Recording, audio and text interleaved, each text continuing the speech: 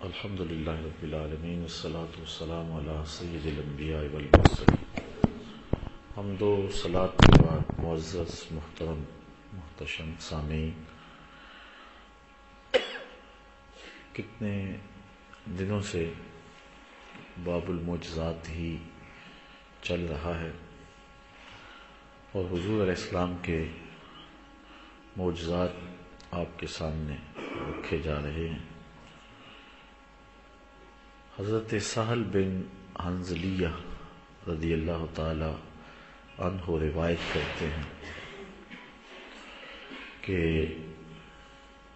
انہم ساروا مع رسول اللہ صلی اللہ علیہ وسلم یوم حنین فاطنبوا السیر حتی کان عشیہ،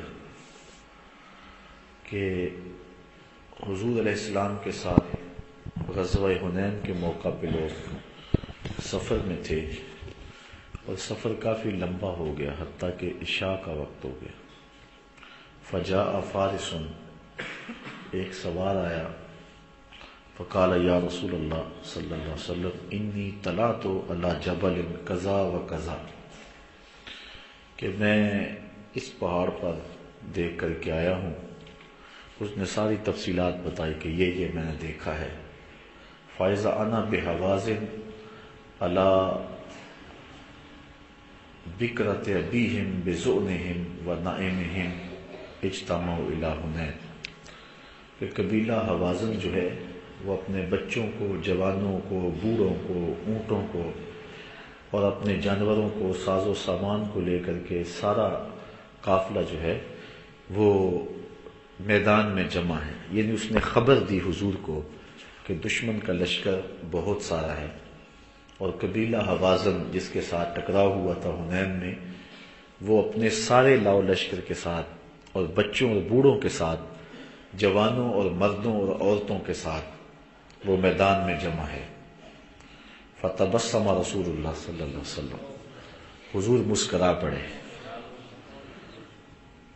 وقال، اور فرمایا تلک غنیمت المسلمین غدا انشاءاللہ تعالی، فرمایا کل یہ تمہارے لیے سب کچھ مال غنیمت ہوگا، یہ سب کچھ کل تمہارے لیے مال غنیمت ہوگا جو یہاں جمع ہے۔ ثم قال، پھر حضور نے کہا من یحرسنا اللیلہ، کہ رات کو ہمارا پہرا کون دے گا؟ حضور نے فرمایا رات کو ہمارا پہرا کون دے گا؟ قال انس بن ابی مرثد، حضرت انس ابن ابی مرثد الغنوی رضی اللہ تعالی عنہ نے کہا انا یا رسول اللہ صلی اللہ علیہ وسلم، حضور یہ نوکری میں سر انجام دوں گا۔ قال ارکب فراکب فرسا، حضور نے فرمایا کہ تو سوار ہو جا، تو وہ ایک گھوڑے پہ سوار ہو گئے۔ فقال، تو حضور نے اس کو فرمایا استقبل ھذا الشیب حتی تکون فی اعلاہ، کہ تو اس پہاڑ پر چڑھ جا یہاں تک کہ تو سب سے اونچائی پر چلا جائے۔ فلما اصبحنا، وہ پہرا دینے کے لیے چلے گئے اور لوگ سو گئے۔ کہتے ہیں جب صبح ہوئی خرج رسول اللہ صلی اللہ علیہ وسلم الی مصلاہ، تو حضور نماز کے لیے نکلے۔ فرکع رکعتین، تو حضور نے 2 رکعتیں پڑھی، فجر کی 2 سنتیں۔ ثم قال، پھر فرمایا هل حسستم فارسکم، وہ رات جو ہم نے سوار بھیجا تھا تم نے اس کو آتے جاتے محسوس کیا ہے؟ تو لوگوں نے کہا فقال رجل یا رسول اللہ ما حسسنا، کہ ہم نے اس کو محسوس نہیں کیا۔ یعنی حضور نے اس کو یہ تاکید کی تھی کہ تم پہاڑ پہ چڑھ جانا، اگر رات کوئی اچانک کوئی حملہ ہو یا کوئی دشمن کی طرف سے نقل و حرکت ہو تو اس کی اطلاع دینا۔ تو حضور نے فرمایا کہ اس نے کوئی اطلاع دی، اس نے کوئی ایسی بات کی کہ جس کو تم نے محسوس کیا؟ تو صحابہ نے عرض کی نہیں حضور ہم نے کوئی محسوس نہیں کیا۔ فصوف بالصلاۃ، تو نماز کے لیے اقامت کہی گئی۔ فجعل رسول اللہ صلی اللہ علیہ وسلم وهو یصلی یلتفت الی الشیب، حضور علیہ السلام نماز پڑھانے کے لیے کھڑے ہوئے اور حضور نماز بھی پڑھا رہے تھے اور گوشہ چشم سے جدھر سوار بھیجا تھا ادھر بھی دیکھ رہے تھے۔ اچھا میں کہتا ہوں، لوگ کہتے ہیں نبی کے خیال سے نماز ٹوٹ جاتی ہے۔ اب نبی اپنے بھیجے ہوئے غلام کی راہیں تک رہا ہے اور نماز بھی پڑھا رہا ہے۔ اللہ اکبر۔ یہ امام ابو داؤد نے حدیث روایت کی ہے۔ تو حضور علیہ السلام جو ہیں وہ نماز بھی پڑھا رہے تھے اور گوشہ چشم سے دیکھ بھی رہے تھے۔ یہ بات ذہن میں رکھیں کہ نماز کے اندر جائے سجدہ پہ نظر رکھنی چاہیے، لیکن اگر گوشہ چشم سے دائیں بائیں کو دیکھ لیتا ہے تو یہ نماز میں کراہت کا سبب نہیں ہے۔ اگر گردن پھیر کے دیکھتا ہے تو نماز مکروہ ہو جاتی ہے، اور اگر سینہ پھیرتا ہے تو نماز ٹوٹ جاتی ہے۔ یہ بات ذہن میں رکھیں۔ ویسے جائے سجدہ پہ حالت قیام میں نظر رہے، حالت رکوع میں پاؤں کے ناخنوں پہ نظر رہے، اور تشہد میں قعدے میں انسان کی نظر جو ہے وہ گود میں رہے۔ لیکن اگر گوشہ چشم سے آنکھیں گھما کر کے تھوڑا سا دیکھ لیا تو اس سے کراہت نہیں آئے گی، لیکن اگر گردن گھما کے دیکھا تو نماز مکروہ ہو جائے گی، ٹوٹے گی نہیں۔ لیکن سینہ پھر گیا قبلے سے تو نماز ٹوٹ جائے گی۔ لیکن صحابہ نے حضور علیہ السلام کی طرف جو ہے وہ نظریں گھما کر کے بھی دیکھا، اور صحابہ نے حضور کی طرف گردن پھیر کے بھی دیکھا، اور حضور علیہ السلام کی طرف سینے پھیر کے بھی دیکھا، اور نماز مکروہ نہیں۔ وہ جمعۃ المبارک کے موقع پر میں نے عرض کیا تھا، جن لوگوں کو جمعہ کی حاضری نصیب ہوئی ہے ان کے لیے دہرانے کی ضرورت نہیں ہے، باقیوں کے لیے دو جملے کہ حضور علیہ السلام نماز میں آئے، صدیق اکبر رضی اللہ تعالیٰ عنہ نماز پڑھا رہے تھے، حضور نے حجرہ عائشہ رضی اللہ تعالیٰ عنہ سے جو ہے وہ پردہ ہٹا کے دیکھا، تو حجرہ عائشہ بالکل پیچھے، حضرت صدیق اکبر رضی اللہ تعالیٰ عنہ یہاں کھڑے ہیں، اور انہوں نے دیکھا تو حضور کو دیکھ کے پیچھے ہٹے۔ تو کیسے دیکھا ہوگا؟ گوشہ چشم سے بھی نہیں دیکھا جاتا، گردن گھما کے بھی نہیں دیکھا جاتا، وہاں دیکھنے کے لیے سینہ پھیرنا پڑتا ہے، اور حضرت ابوبکر صدیق نے سینہ پھیرا، دیکھا، اور پھر اپنے مصلی پہ نماز بھی نہیں دہرائی۔ اوروں کی قبلے سے سینہ پھر جائے تو واقعی نماز ٹوٹتی ہے، اور اگر قبلے سے قبلے کی طرف پھر جائے تو پھر نماز نہیں ٹوٹتی ہے، نماز پختہ ہو جاتی ہے۔ باقی رہی بات خیال کی، یہ تو بہت جو ہے وہ ادھر کی بات ہے، وہ تو خیال، نبی کے خیال سے لوگ توڑتے پھرتے ہیں نماز، نبی امتی کی راہیں تک رہا ہے اور حالت نماز میں۔ یہ حدیث ابو داؤد شریف کی صاحب مشکات نے نقل کی ہے۔ وَهُوَ يُصَلِّي، حضور نماز پڑھا رہے تھے، يَلْتَفِتُ إِلَى الشِّيبِ، اور حضور علیہ السلام اس وادی کی طرف جہاں اپنے غلام کو گھوڑے پہ سوار کر کے بھیجا تھا، حضور ادھر تک رہے تھے، دیکھ رہے تھے ادھر، حَتَّى إِذَا قَضَى الصَّلَاةَ، یہاں تک کہ جب نماز پوری ہوئی، قَالَ أَبْشِرُوا، حضور نے فرمایا بشارت ہو تمہیں، صحابہ تمہیں بشارت ہو، فَقَدْ جَاءَ فَارِسُكُمْ، تمہارا جو گیا تھا نا سوار وہ آ گیا ہے، وہ نیچے آ گیا۔ فَجَعَلْنَا نَنْظُرُ إِلَى خِلَالِ الشَّجْرِ فِي الشَّيْبِ، تو کہتے ہم نے جو ہے وہ درختوں کی اوٹ سے اندر سے دیکھنا شروع کیا کہ کہاں ہے وہ، فَإِذَا هُوَ قَدْ جَاءَ، تو وہ واقعی آ رہا تھا، حَتَّى فَقَفَ عَلَى رسول اللہ صلی اللہ علیہ وسلم، یہاں تک حضور کے سامنے کھڑا ہو گیا، فَقَالَ إِنِّي انطَلَقْتُ حَتَّى كُنْتُ فِي أَعْلَى هَذِا الشَّيْءِ، حضور میں چلتا رہا یہاں تک کہ چوٹی پر پہنچ گیا۔ فَإِذَا هُوَ قَدْ جَاءَ حَتَّى وَقَفَ عَلَى رسول اللہ صلی اللہ علیہ وسلم، اچھا ویسو امرنی رسول اللہ صلی اللہ علیہ وسلم، یہاں تک مجھے حضور نے حکم دیا تھا، فلما اصبحت طلعت شیبین، اور جب میں صبح کی تو میں نے دونوں جو ہے وہ وادیوں کو دیکھا، کلہما فلم ارى احدا، تو میں نے کسی کو نہیں دیکھا، کسی لشکر کو نہیں دیکھا۔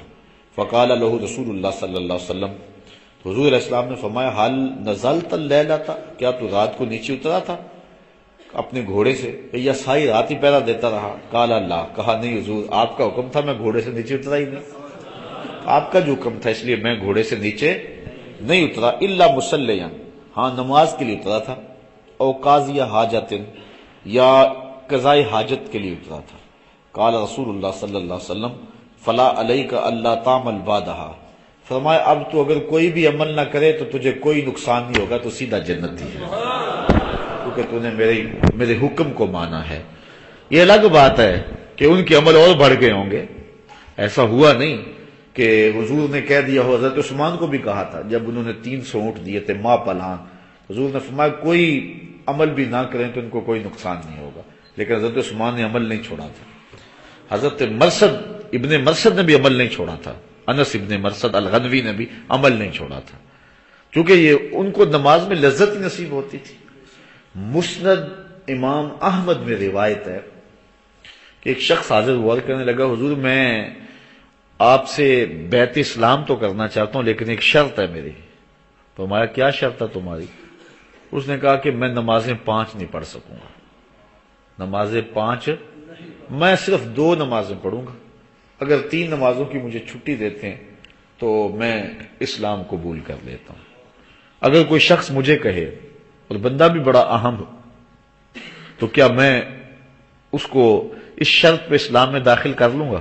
مجھے اختیار ہے، میں باقی علماء سے مشاورت کر لوں، فتویٰ مانگ لوں، مفتی حرمین کے پاس بھی چلا جاؤں، یار بندہ بڑا اہم ہے، اوباما ہی چلو اسلام لانا چاہتا ہے، بڑا اہم شخص ہے، اگر وہ اسلام لے آئے تو مسلمانوں کی جان چھوٹ جائے، اتنے لوگ کابل، قندھار، قلعہ جنگی، دشت لیلا، تورا بورا، موصل، بغداد، القدس، کشمیر، غزہ، کیا کیا ظلم ہو رہے ہیں یار، اتنے لوگوں کا خون بہ رہا ہے اور ایک بندہ ایمان لانا چاہتا ہے، لیکن وہ ایک تھوڑی سی سہولت مانگتا ہے کہ میں نمازیں بھی 5 پڑھوں گا لیکن عشاء کی 4 رکعتیں فرض ہیں، 4 نہیں پڑھوں گا، 3 پڑھوں گا، چلو 4 ہی پڑھ لیتا ہوں، 1 رکعت کے 2 سجدے ہیں، میں 1 رکعت کا آخری رکعت کا سجدہ 1 کیا کروں گا، تو کیا مجھے آپ 5 نمازیں بھی پوری، ان کی رکعتیں بھی پوری، لیکن 1 نماز کا آخری رکعت کا جو 2 سجدے ان میں سے 1 سجدہ مجھے چھوڑ دیا جائے، دنیا بھر کے مفتی جڑ جائیں،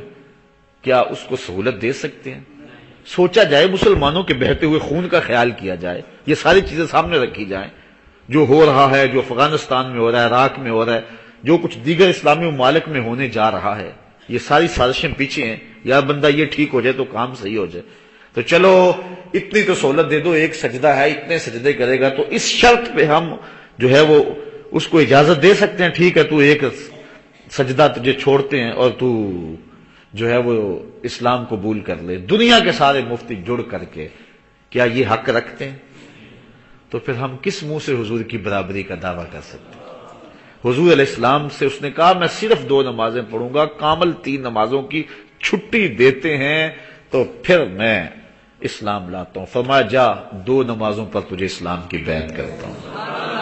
حضور نے صرف 2 نمازوں پر اس کو بیعت اسلام کر لیا۔ مسند امام احمد بن حنبل، میرے پاس نسخہ موجود ہے لائبریری میں، آپ زیارت کر سکتے ہیں حدیث کی، مارکیٹ سے بازار سے لیں گے کتاب، یہ موجودہ کتاب اب جو چھپی ہے اس میں یہ حدیث آپ کو نہیں ملے گی، چونکہ آپ سے جو چندے لیے جا رہے ہو نا، کھالیں اکٹھی کی جا رہی ہیں آپ سے، اس سے ظلم ہو رہا ہے تمہارے دین کے خلاف، آپ سے اکٹھے کر کے پیسے اور کتابیں چھاپی جا رہی ہیں اور دھڑا دھڑ حدیثیں نکالی جا رہی ہیں۔ اب جو کتاب چھپی ہے اس میں نہیں ہے، لیکن میرے پاس بیروت کا نسخہ اس میں حدیث موجود ہے۔ یہ الگ بات ہے کہ حضور نے اس کو 2 جو ہے وہ 2 اعمال پر حضور علیہ السلام نے 2 نمازوں پر بیعت اسلام کر لیا، لیکن جب اس نے نماز پڑھی تو پھر مزہ آیا، اس نے کہا میں تو 5 پڑھوں گا، لیکن حضور نے اس شرط پر، تو اسے بھی حضور علیہ السلام نے فرمایا کہ جا اب تو کوئی عمل نہ بھی کرے تو تجھے چھٹی ہے۔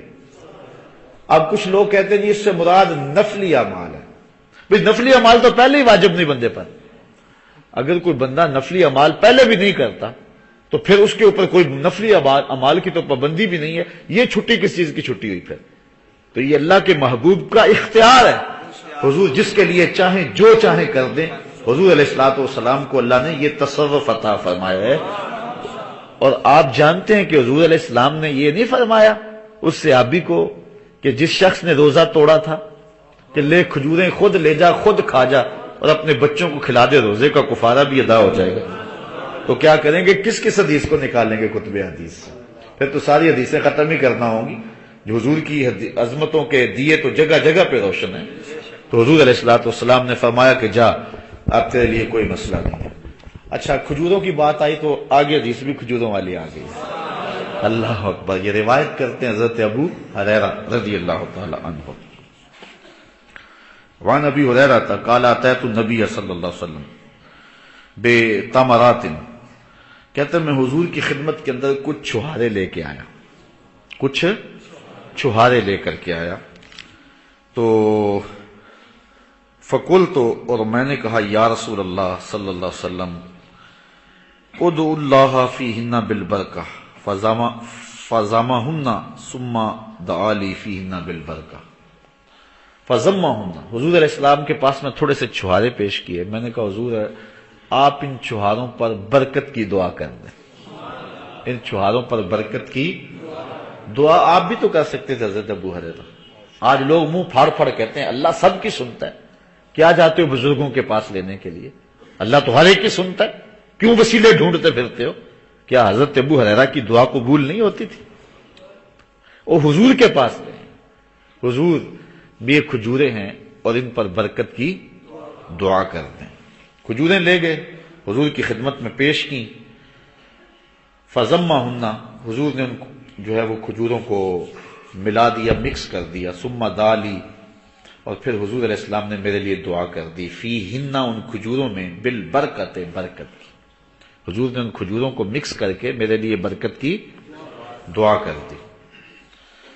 قالا اور فرمایا خذہن لے پکڑ لے، فجعلہن فی مزودے کا اور اس کو اپنے توشہ دان میں ڈال لے.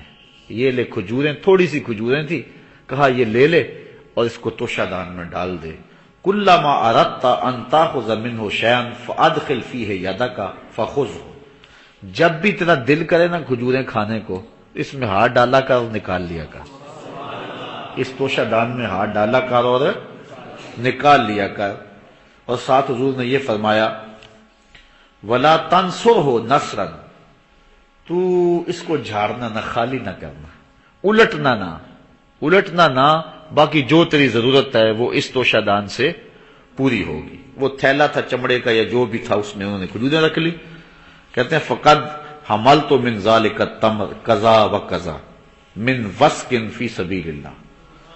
کہا کہ میں نے اس سے بہت ساری کھجوریں لی اور کئی وسق میں نے اللہ کی راہ میں خیرات بھی کی. ایک وسق جو ہے وہ 60 سا کا ہوتا ہے اور ایک سا جو ہے وہ 4.5 کلو کا ہوتا ہے. 4.5 سیر کا ایک سا ہوتا ہے. اللہ اکبر. اتنے وسق جو ہے وہ کھجوریں کہتے ہیں. یعنی کئی من کھجوریں میں نے اللہ کی راہ میں بھی بانٹی. اور پھر فرماتے ہیں کلما، آگے فرمایا فَكُنَّا نَاكُلُ مِنْهُ وَنُطْعِمُ کہ ہم اس سے کھاتے بھی اور اس سے لوگوں کو بھی کھلاتے. جو مہمان آتا وہ بھی ادھر سے کھاتا، ہم خود بھی کھجوریں ادھر سے کھاتے، فقیر آتے تو اس کو بھی بانٹتے. کھجوریں تھی چند اور ایک روایت میں صرف 21 کھجوریں تھی. وہ دوسری روایت ہے، یہ ترمذی کی روایت ہے. وہ روایت دوسری جس میں انہوں نے جو ہے وہ 21 کھجوروں کا ذکر کیا ہے. تو لیکن یہاں انہوں نے تعداد بیان نہیں کی، لیکن پتہ چلتا ہے کہ وہ تھیلے میں جو ہیں وہ کھجوریں کتنی کو تھیں. اب دیکھ لیے حضرت ابو ہریرہ فرماتے ہیں وَقَانَ لَا يُفَارِقُ حَقْرِي وہ جو تھیلا تھا نا توشہ دان جس میں کھجوریں تھی، وہ میری قبر سے کبھی الگ نہیں ہوتا تھا. یعنی میں اس کو یہاں ہی رکھتا تھا، اپنے یہاں بس کندھے پہ رکھ لیا اور چلتا رہا. جب بھی بھوک لگی پیاس لگی میں نے کھجوریں نکالی کھا لی. کوئی آیا میں نے کہا اللہ تو بھی کھا.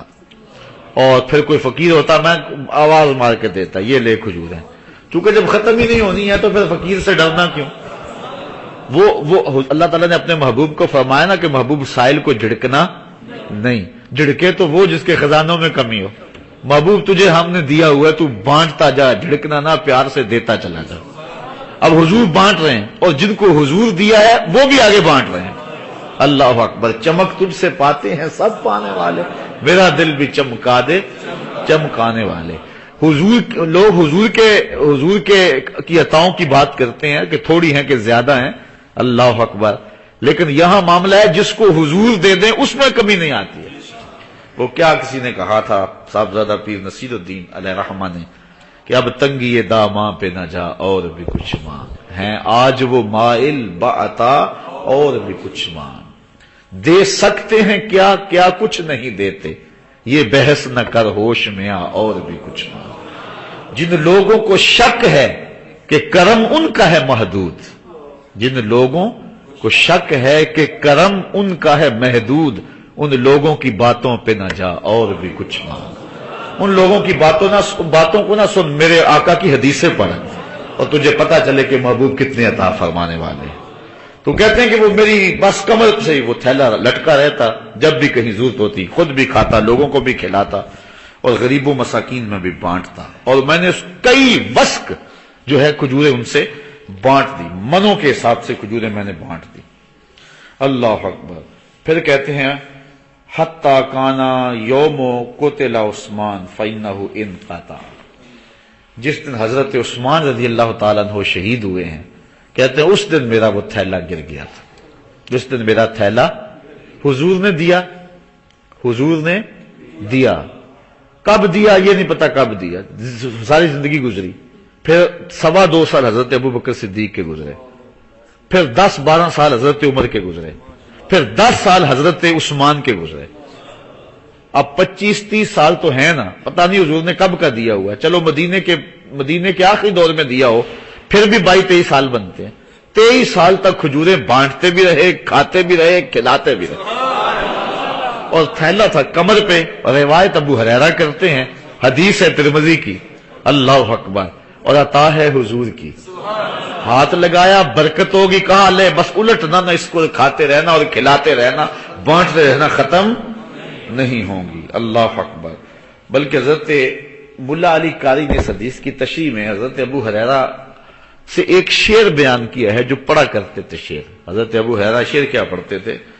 آپ پڑھا کرتے تھے کہ لوگوں سنو میری بات، للناس ہم ولی ہمان بینہم، ہم الجراب و ہم الشیخ عثمانہ، لوگوں کو 2 دکھ ہوئے جب حضرت عثمان شہید ہوئے، اس دن 2 دکھ تھے، لیکن لوگوں کو 1 دکھ ہوا کہ حضرت عثمان شہید کر دیے گئے، لیکن مجھے 2 دکھ ہوئے، ایک تو حضرت عثمان شہید ہو گئے، دوسرا میرا وہ توشہ دان اس بھاگ دوڑ میں گم ہو گیا، میرے کندھے سے گر گیا، اور وہ برکت جو حضور کے دم سے مجھے رہی تھی۔ اچھا بس اللہ کی حکمتیں ہی ہیں، اگر وہ توشہ دان حضرت ابو ہریرہ کے پاس رہتا اور گم نہ ہوتا، کسی نے تو الٹ دیا ہوگا نا، حضرت ابو ہریرہ تو کسی کو دے کے جاتے نا، مرتے ہوئے کہتے کہ لے تو بھی نہ الٹنا اس کو، اور اس سے تو بھی بانٹتا رہنا۔ ساری زندگی ابو ہریرہ نے بھی اس سے کھائیں، اور جب جاتے تو کسی کو دے جاتے۔ پھر جس طرح سجادہ نشینی چلتی ہے نا پیروں کی، اللہ اکبر، ابو ہریرہ کے تھیلے کی بھی سجادہ نشینی چلتی، اور ہو سکتا ہے ہمارے تک بھی پہنچتا، کچھ کھجوریں ہمیں بھی مل جاتی، لیکن بارہ اللہ کو منظور نہیں تھا۔ حضرت عثمان غنی رضی اللہ تعالیٰ عنہ کی شہادت کی وجہ سے وہ جاتا گیا اور ہمارے تک نہ پہنچ سکا۔ آئیے حضور علیہ السلام کا ایک اور معجزہ، وہ بھی اسی قبیل کا ہے۔ حضرت جابر روایت کرتے ہیں، ان رسول اللہ صلی اللہ علیہ وسلم جاءہ رجل، ایک شخص حضور کی خدمت میں حاضر ہوا، یستطعمہ، حضور سے اس نے کوئی کھانے کی چیز مانگی، فاطعمہ شطر وسق، حضور نے وسق شعیر، حضور نے اس کو جو ہے وہ جو کے کچھ وسق عطا فرمایا، وسق نہیں بلکہ وسق کا بھی نصف حصہ اس کو عطا فرمایا۔ وسق جو ہوتا ہے وہ 6 من 30 کلو کا ہوتا ہے، تو 3 من 15 کلو حضور نے اس کو جو عطا کر دی۔ کتنے؟ 3 من 15 کلو جو حضور نے اس کو عطا کر دیے۔ اچھا اس کو یہ ہو گئے نصیب۔ اب حضور نے کیا فرمایا سنو، حضور نے یہ عطا کر دیے، فما زال الرجل یاکل منہ وامرأتہ وضیفہما، کہ وہ بھی کھاتا، اس کی بیوی بھی کھاتی، جو مہمان آتے وہ بھی کھاتے، اور کھاتے رہے، چلتے رہے مدت۔ ایک دن خیال آ گیا کہ پتہ نہیں یہ کتنے کو ہیں اس کے اندر، تو پھر کیا ہوا، حتی قالہ، اس نے ایک دن اس کو تولنا شروع کر دیا، ایک دن اس نے تولنا، اس نے کہا تولوں تو صحیح کتنا ہے، فانیہ، تو وہ ساری برکت اٹھ گئی۔ اور یار جو نبی کے دیے ہوئے پر تولے اس کی برکت اٹھ جاتی ہے، تو جو نبی کو تولنے بیٹھ جائے اس کے دین کی برکت اس کے پاس کہاں رہے گی؟ برکت اٹھ گئی۔ اللہ اکبر۔ فاطا نبی صلی اللہ علیہ وسلم، تو وہ حضور کی خدمت میں آیا، پھر آ گیا، فقالا، تو حضور فرمایا لو لم تکل ہو لاکلت منہ ولقام لکم، فرمایا اگر تم نانا تولتے تو یہ ہمیشہ تمہارے پاس رہتا، تم کھاتے بھی رہتے، ختم بھی نہ ہوتا، اور تمہارے پاس بھی موجود رہتا، اور ان کی نسلوں تک یہ پہنچ جاتا اگر وہ تولتے نہ تو۔ اس کو امام مسلم نے اپنی سند کے ساتھ روایت کیا ہے۔ اللہ اکبر۔ ایک روایت حضرت ابن عباس سے ہے، حضور کے چچا زاد بھائی ہیں. قال جاء اعرابی الی رسول اللہ صلی اللہ علیہ وسلم، ایک شخص حضور کی خدمت میں حاضر ہوا. قال بما اعرف انک نبی، اس نے کہا مجھے کیسے پتا چلے کہ آپ اللہ کے نبی ہیں؟ قال، تو حضور نے فرمایا ان دعوت حاضل اس کا من حاضہ النخلہ یشہد انی رسول اللہ، فرمایا یہ جو کھجور ہے اس کے اوپر لگے ہوئے جو خوشے ہیں اگر یہ میری گواہی دے دیں پھر تو مان جائے گا کہ میں اللہ کا رسول ہوں. اس نے کہا جی بالکل، پھر تو کوئی شک ہی نہیں رہے گا. فدعاہ رسول اللہ صلی اللہ علیہ وسلم، حضور نے ان کھجوروں کو بلایا، ان کھجوروں کو بلایا. وہ لگا کے نا 400 واٹ کا ایمپلیفائر اور لمبے لمبے دھوتے لگا کے، تو مولوی فل اسٹیل والا ہو اور کھجوروں کو آواز دے کھجوروں آ جاؤ، آئیں گی کھجوریں؟ لیکن حضور نے اشارہ کیا. اللہ حضرت غور تو کیجیے، سارا ٹیل بچوں کو بھی ساتھ جوڑ لیں، جتنے صبح آئے قرآن پڑھنے والے جی کھجوروں کو آواز دینی ہے. کھجور نے کیا آنا ہے، کھجور کا ایک ذرہ بھی نہیں آئے گا، لیکن حضور نے کھجوروں کو آواز دی کہ آ جاؤ. کھجوروں کو کیا کہا؟ آ جاؤ. پھر کیا ہوا؟ فجالا ينزل من النخلة حتى سقط الى النبي صلی اللہ علیہ وسلم، وہ وہاں سے اتری اور حضور کے پاس آ گئی، جتنے بھی گچھے تھے ٹوٹ کے حضور کے پاس آ گئے. اچھا یہ بھی بڑی بات ہے، لیکن کوئی اس سے کہہ سکتا تھا کہ گچھے ٹوٹ گئے ہیں، پک گئے تھے، ٹوٹنے والے تھے تو ٹوٹ گئے، بس وہ ایک موقع ہی تھا، اتفاقاً ایسا ہو گیا. ایسے بھی تو باتیں کرنے والے ہوتے ہیں. حالانکہ توڑنے بلانا بھی بڑی بات ہے، لیکن پھر حضور نے کیا کہا؟ ثم قال ارجع، کہا چلو اب چلے جاؤ، اب واپس چلے جاؤ.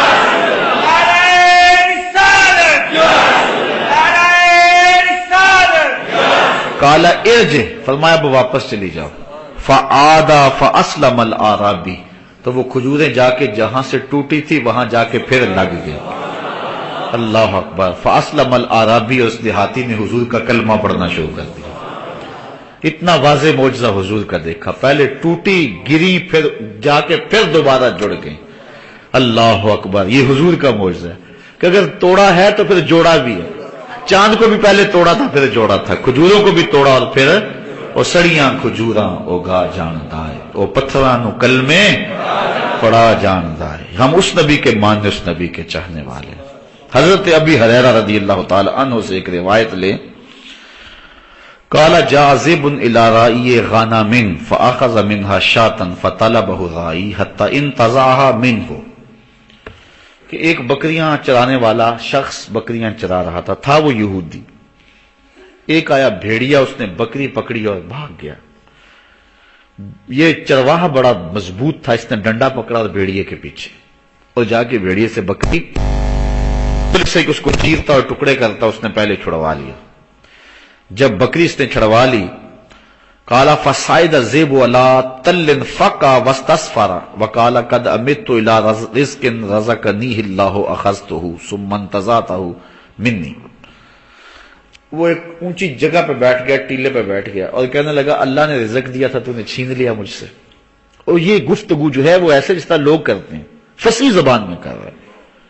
اس شخص نے جب سنا نا تو فقال رجل، اس نے کہا تاللہ ان رأیت کل یوم ذئب یتکلم، میں نے کبھی بھیڑیوں کو باتیں کرتے نہیں دیکھا، آج تک کبھی بھیڑیوں نے باتیں تو نہیں کی تھی جس طرح انسان کرتے ہیں، عجیب بات ہے. فقال الذئب، تو بھیڑیا باتیں تو پہلے کر رہا تھا. اس نے کہا عجب من ھذا، میں اس سے بھی عجیب بات نہ سناؤں؟ تجھے یہ بڑا تعجب ہو رہا ہے کہ بھیڑیا بول رہا ہے، لیکن میں تجھے اس سے بھی عجیب بات نہ سناؤں؟ اس نے کہا کیا؟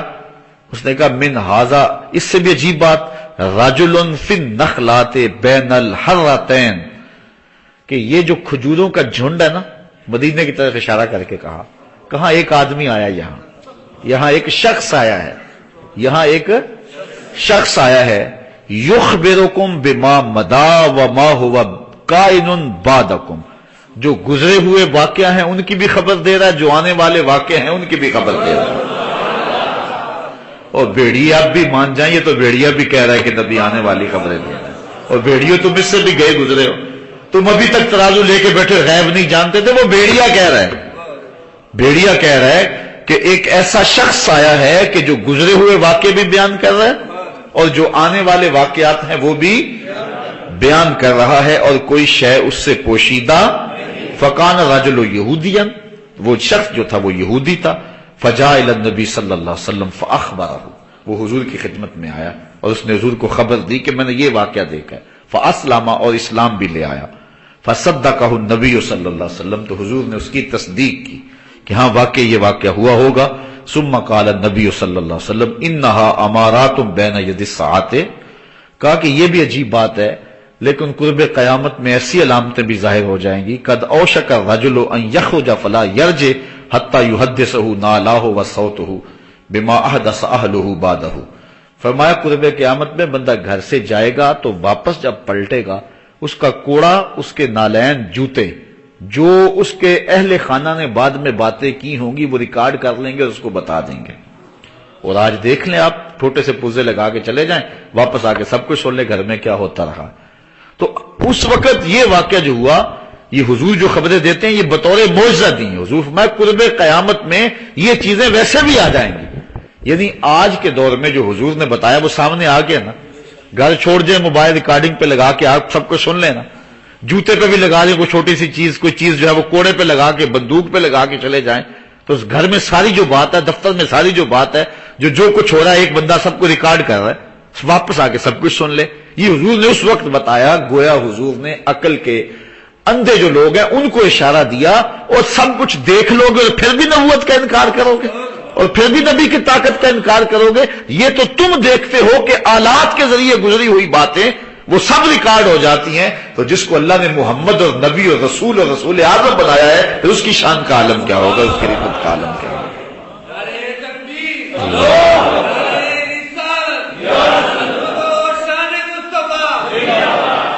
تو یہ اللہ نے اپنے محبوب کو شان دی ہے، اپنے محبوب کو یہ رفعت عطا فرمائی۔ حضور علیہ الصلوۃ والسلام کے معجزات کی جو فہرست ہے وہ تو بہت طویل ہے، اور اہل محبت اس کو ان پورے دنوں کے اندر سنتے بھی رہے ہیں اور قرار بھی پاتے رہے ہیں، اور ان کو حضور کے معجزات کو سن کر قلب و نظر کی راحت کا سامان بھی ہوتا رہا۔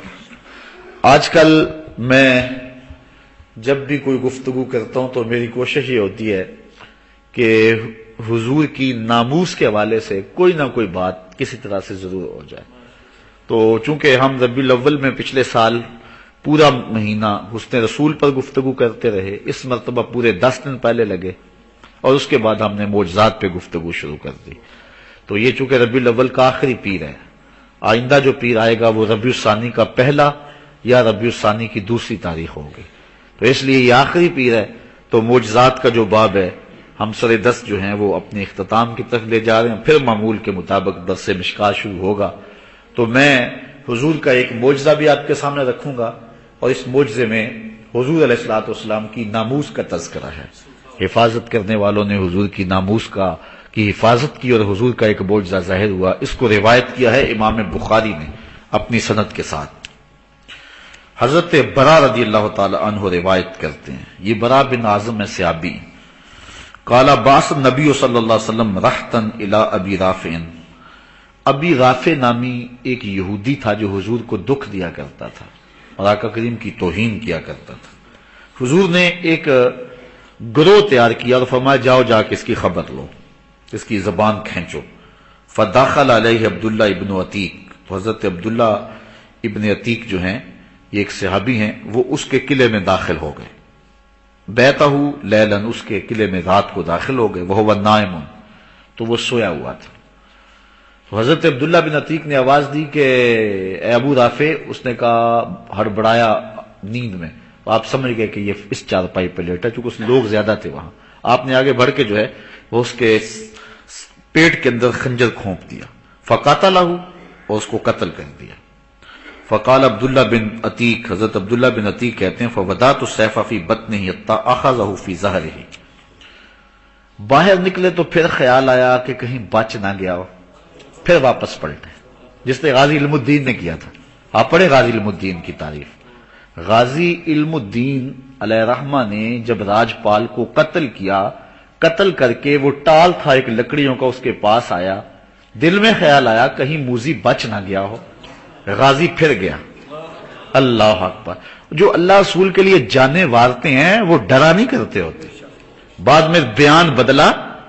غازی علم الدین کو کس کس نے نہیں کہا تھا ایک بار کہہ دے کہ راجپال کو میں نے نہیں مارا، بس تیرے گلے سے پھندا پھانسی کا نکلوانا ہمارا کام ہے. تو غازی علم الدین نے کیا کہا تھا؟ اس نے کہا حد ہوگی تمہاری، یہ تو میرے مقدر اور میں اس کا انکار کر دوں.